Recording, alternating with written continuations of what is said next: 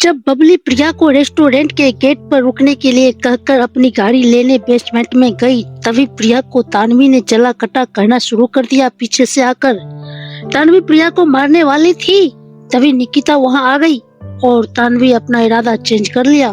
प्रिया को निकिता से मिलवाया। निकिता को तो प्रिया को मसल देना चाहती थी, मगर चालाकी से, जिससे कि केपी को शक न हो। निकिता ने फौरन खुद को संभाला।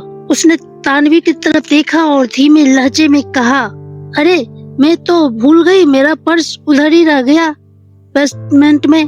तानवी प्लीज, क्या तुम मेरे बैग ला कर दे सकती हो? तानवी कुछ कहना चाहती थी, लेकिन उससे पहले ही निकिता ने तानवी को बैग लाने के लिए कह दिया था। उसने प्रिया को गुस्से से घूरा और रेस्टोरेंट की तरफ और बेसमेंट की तरफ चली गई। अब निकिता और प्रिया अकेली रह गई थी।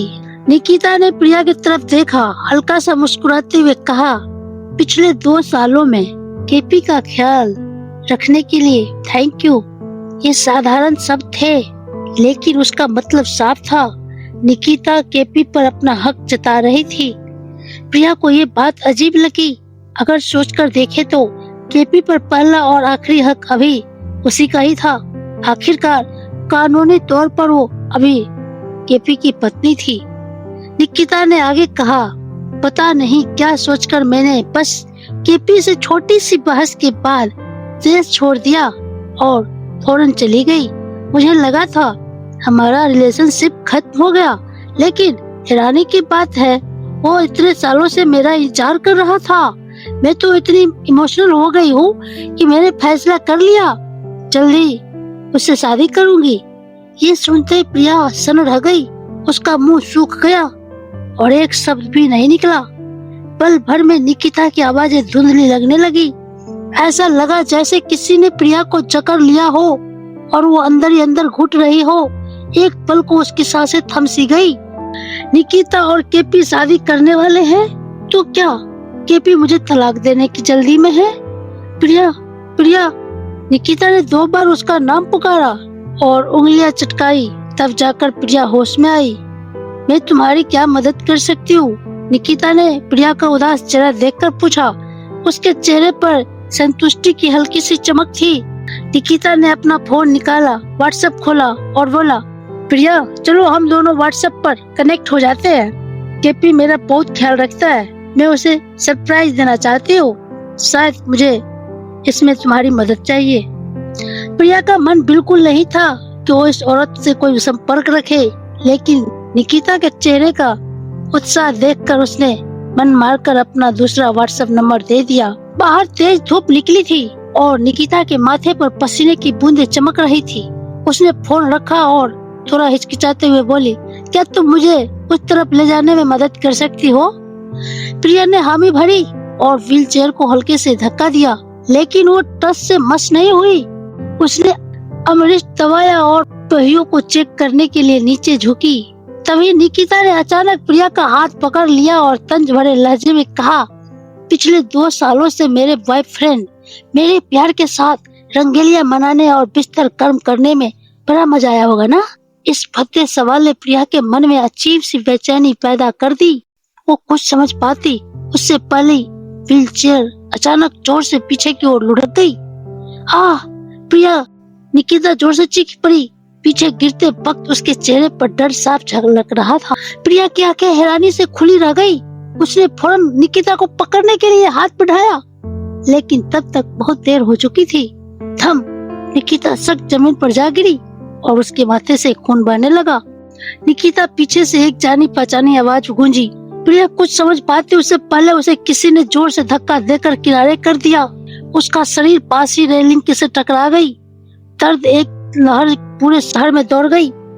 वो सुन्न हो गई, समझ नहीं पाई कि ये दर्द घुटनों में है या पेट में। आउच! केपी, बहुत दर्द हो रहा है। निकिता ने केपी की शर्ट पकड़कर रोते हुए कहा।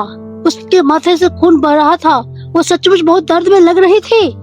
केपी ने निकिता का सिर अपने हाथों में लिया और उसकी चोट को देखा। उसके चेहरे पर चिंता साफ दिख रही थी। इस बीच उसने एक बार भी प्रिया की तरफ नहीं देखा, जिसे उसने अभी धक्का दिया था। प्रिया के सीने में एक गहरा घाव सा लग रहा था। उसकी सांसें तेज तेज चल रही थी। मैंने सब कुछ अपनी आंखों से देखा। केपी, इस पागल औरत ने निकिता को बेरहमी से धक्का दिया। अचानक तानवी कहीं से आ गई और प्रिया पर इल्जाम लगाते हुए बोली। वो सरासर झूठ बोल रही थी। उसने कुछ नहीं देखा था, लेकिन वो फिर भी प्रिया को फंसाना चाहती थी। केपी ने तेजी से पीछे मुड़कर प्रिया की तरफ देखा। उसकी आंखों में गुस्से की आग धधक रही थी। उसकी डरावनी नजरों के बावजूद प्रिया के दिल में एक छोटी सी उम्मीद बाकी थी। उसने धीमी नरम आवाज में कहा, केपी, मैंने नहीं, बस करो। केपी ने जोर से चिल्लाकर उसकी बात काट दी। उसकी लाल आंखें गुस्से की गवाही दे रही थी। अभी तो तुम दुआ करो कि ये निकिता को कुछ ना हो, वरना मैं तुम्हारे साथ क्या करूंगा ये मैं खुद भी नहीं जानता। केपी इतने गुस्से में था कि प्रिया की बात सुनने को तैयार ही नहीं था। प्रिया की आंखें में बची आखिरी उम्मीद धीरे धीरे बुझ गई। ऐसा लग रहा था जैसे किसी ने उसके दिल में खंजर घोंप दिया हो। कितनी बेवकूफ थी मैं, जो भी उम्मीद लगाई थी। अब साफ था, केपी उसे एक बेहुदा औरत समझने लगा था। उसे प्रिया से नफरत हो रही थी, क्योंकि उसने उसके दिल की मालकिन को चोट पहुंचाने की हिम्मत की थी। प्रिया कांपने लगी। उसने खुद को बाहों में जकड़ लिया, लेकिन समझ नहीं पा रही थी आखिर ये दर्द कहाँ हो रहा था। केपी ने प्रिया पर चिल्लाने के बाद उसकी तरफ दोबारा नहीं देखा। उसने निकिता को गोद में उठाया और लंबे लंबे कदमों से अपनी कार की ओर बढ़ गया। तानवी उसके पीछे पीछे चली गई। उसने पलटकर प्रिया को घृणा भरी नजरों से देखी, जैसे वो कोई गंदा कीड़ा हो। इसे सबक समझ ले, अब तू बस गटर के कीड़े जैसी है। निकिता का एक बाल भी तुमसे ज्यादा कीमती है। तानवी ने तंज कसा, लेकिन उस वक्त प्रिया को कुछ सुनाई नहीं दे रहा था। उसकी नजर बस केपी पर थी, जो निकिता को गोद में लिए टेंशन में दूर भागा जा रहा था। प्रिया ने कभी पहले केपी को किसी और के लिए इतना परेशान नहीं देखा था। कुछ सेकंड पहले ही उसे एहसास हो चुका था कि केपी को उसकी जरा भी परवाह नहीं। उसने उसे कभी सीरियसली लिया ही नहीं। काली मर्सिडीज स्टार्ट हुई और धूल का गुब्बार से उठा। प्रिया के पेट में अचानक दर्द तेज हो उठा। वो किसी तरह होश में आई। उसने अपने पेट को पकड़ा और धीरे से रोते हुए बोली, मेरा बच्चा। उसी वक्त उसका फोन बजा। बबली ने बताया कि वो पार्किंग लॉट में फंस गई है। प्रिया के पेट में ऐसा दर्द हो रहा था जैसे कोई नुकीले दांत उसे चबा रहा हो। वो पूरी तरह घबरा गई।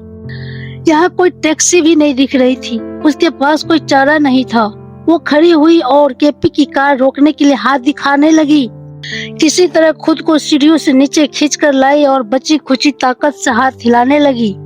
लेकिन बदकिस्मती से कार बिना रुके तेजी से निकल गई और पलक झपकते ही ओझल हो गई। प्रिया वही खड़ी कार को जाते देखती रह गई।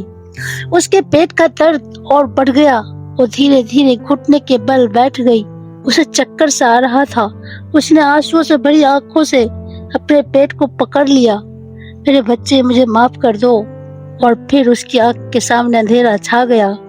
अस्पताल में जब एक प्राइवेट वार्ड में निकिता बिस्तर पर करा रही थी, दूसरी तरफ डॉक्टर उसका चेकअप कर रहा था। कॉरिडोर में खड़ा केपी फोन पर बात कर रहा था। खिड़की से आती धूप उसके चेहरे पर पड़ रही थी, जो उसके आकर्षक चेहरे को और निखार रही थी। सॉरी मिस्टर केपी, मुझे आपकी पत्नी नहीं मिली। लगता है वो अकेले ही कहीं चली गई, मयंक ने फोन पर बताया। ठीक है, केपी ने जवाब दिया। फोन रखने के बाद उसका दिमाग उस पल को भूल नहीं पा रहा था जब उसने प्रिया को धक्का दिया और वो जमीन पर गिरी थी। वो सब चिंता के मारे अनजाने में हो गया था। उसे सिर्फ निकिता की फिक्र थी। उसे ख्याल ही नहीं आया कि प्रिया को भी चोट लगी होगी, लेकिन उसे ये याद था कि वहाँ से निकलने से पहले उसने प्रिया को दर्द में देखा था। अब धीरे धीरे उसे प्रिया की चिंता होने लगी थी, लेकिन चूंकि वो रेस्टोरेंट में कहीं मिली नहीं, केपी ने सोचा वो जहाँ भी हो ठीक होगी। वो खुद को पहले से यकीन दिलाना चाहता था, फिर भी उसे एक अजीब सी बेचैनी हो रही थी। उसे बार बार प्रिया की लाल आंखें और आंसुओं से भरा चेहरा याद आ रहा था। सच कहे तो उसे प्रिया की बिल्कुल चिंता नहीं करनी चाहिए थी। आखिर उसने निकिता को चोट जो पहुंचाई थी, लेकिन फिर भी पिछले 1 सालों में प्रिया एक परफेक्ट पत्नी से कम नहीं थी। उसने कभी कोई हद पार नहीं की थी। इतने ताकतवर आदमी की पत्नी होने के बावजूद उसने कभी किसी को नीचा नहीं दिखाया, न ही किसी को नुकसान पहुंचाया। शायद ये वाकई बस एक हादसा था, लेकिन अगर ये सिर्फ हादसा था तो क्या इसमें कुछ और भी था जो दिखाई नहीं दे रहा था? निकिता का इसमें क्या रोल था? केपी के दिमाग में ढेर सारे शक उमड़ रहे थे। उसने खिड़की से वार्ड की तरफ देखा और उसके चेहरे का रंग धीरे धीरे बदलने लगा। कुछ मिनट बाद वार्ड में निकिता ने केपी को अपनी बाहों में जकड़ लिया, जैसे उसकी जिंदगी उसी पर टिकी हो। केपी ने हल्का सा मुंह बनाया। उसे ये जाहिर तौर पर पसंद नहीं था, लेकिन निकिता घायल थी, इसीलिए वो उसे दूर भी नहीं कर सका। अब तुम्हें कैसा लग रहा है? लापरवाही से पूछा। भले ही केपी के शब्द में फिक्र झलक रही थी, लेकिन निकिता ने उसे लहजे को भांप लिया। उसकी आंखें सिकुड़ गई। अब पहले जितना दर्द नहीं है। उसने बेचारी सी नजरों से केपी को देखते हुए जवाब दिया। आखिर वहाँ हुआ क्या था निकिता?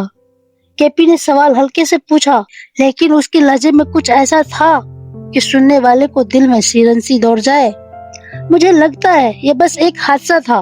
प्रिया तो मेरी व्हील चेयर चलाने में मदद कर रही थी। शायद व्हील चेयर में कुछ खराबी थी। प्लीज इसके लिए उसे बिल्कुल ब्लेम मत करो, ठीक है? निकिता की बात कितनी समझदारी भरी लग रही थी। केपी ने बिना कोई भाव दिखाए निकिता को देखा, लेकिन जल्द ही उसकी आंखों में हल्की सी नरमी आ गई। उसने सोचा शायद निकिता पर शक करना गलत था। इससे उसने निकिता के कंधे को हल्के से थपथपाया और बोला, तू अब अच्छे से आराम कर। लाइट केपी के आकर्षक चेहरे पर पड़ रही थी। निकिता उसकी खूबसूरती में खोसी गई थी, लेकिन जैसे ही केपी वार्ड से बाहर निकला, निकिता के अंदर का छुपा शैतान जाग उठा। उसकी मुस्कान पल भर में जहरीली मुस्कान में बदल गई। ओफ, केपी को प्रिया की वजह से मुझ पर शक हो गया।